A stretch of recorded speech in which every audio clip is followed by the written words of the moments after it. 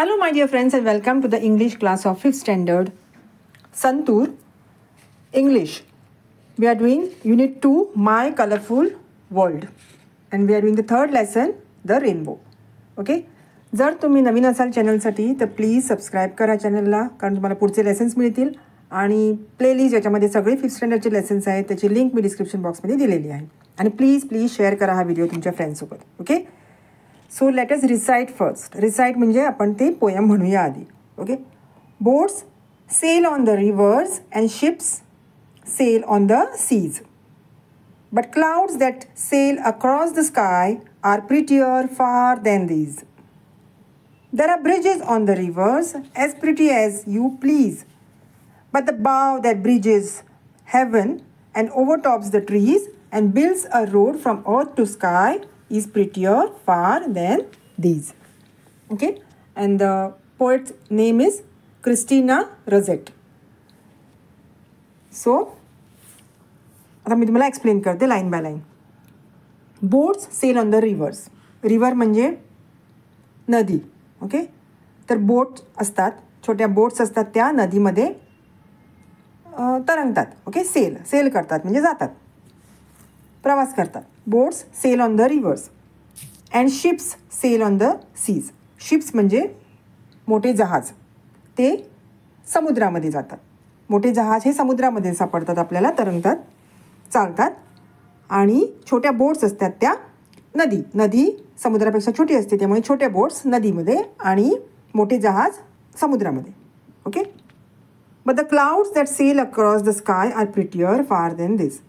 तर ह्या दोन्ही गोष्टींपेक्षा त्या कवीला काय चांगलं वाटतं आहे, तर ते तरंगणारे ढग, आकाशात तरंगणारे ढग त्याला ह्या बोट आणि जहाज यांच्यापेक्षा चांगले वाटतात. म्हणजे मॅन मेड वस्तू आहेत या दोन्ही. जहाज माणसाने बनवली, बोट पण माणसाने बनवली आहे, पण हे नैसर्गिक ज्या गोष्टी आहेत, जे ढग आहेत, ते त्या कवीला आकर्षित करतात, फार आवडतात. खूप प्रिटी असतात ह्या दोघांपेक्षा. ओके, आर प्रिटियर, फार प्रिटियर दॅन दीज. ओके, तर next paragraph. There are bridges on the rivers as pretty as you please. Okay, आता मोठे पूल, ब्रिजेस आहेत ह्याच्यामध्ये, रिव्हर्समध्ये, म्हणजे नदीच्यावरती ब्रिजेस आहेत आणि ते खूप सुंदर दिसतात. As pretty as you please म्हणजे तुम्हाला बघितलं की असं आपल्याला खूप प्लीजिंग वाटतं, खूप छान वाटतात ते ब्रिज बघून. Okay, there are bridges on the rivers as pretty as you please, but the bow that bridges the heaven and overtops the trees. म्हणजे आता ते कशाबद्दल बोलत आहेत, तर आपल्या इंद्रधनुष्य, रेनबोबद्दल. तो एक रेनबो कसा असतो, जो धनुष्य असतं, बो.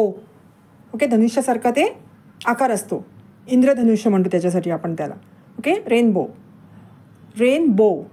But the bow that bridges heaven and the overtops the trees. तर झाडांच्या वरून ते धनुष्य गेलेलं असतं, तो बाव गेलेला असतो आणि ते कुठे ब्रिज बनते, स्वर्गाला तो पूल बनतो, ब्रिज बनतो स्वर्गासाठी. And builds a road from earth to sky.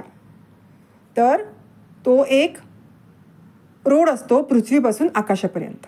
Okay, स्वर्गाकडे जाणारा तो ब्रिज असतो. Heavens bridges the heaven and it overtops the trees. झाडांच्या वरती असतो आणि builds the road from earth to sky. रस्ता तयार करतो पृथ्वीपासून आकाशाकडे. आणि it is prettier far than this. तर त्या खऱ्या पुलापेक्षा, जो नदीवर पूल असतो त्याच्यापेक्षा हा खूप अजून प्रिटियर आहे, त्याच्यापेक्षा अजून सुंदर आहे. तो तर सुंदर वाटतोच, पण त्याच्यापेक्षा अजून सुंदर हा इंद्रधनुष्य आहे, हा ब्रिज आहे. ओके, इंद्रधनुष्याला या कवीने इथे ब्रिज म्हटलेलं आहे. तर एकूण काय, तर त्या जो पोएट आहे त्याला निसर्गाने बनवलेल्या गोष्टी आवडतात, नॅचरल थिंग्स आवडतात. त्याने तो जास्ती इम्प्रेस होतो, आवडतो. And it is more prettier than this artificial bridges or the boats or the voyages.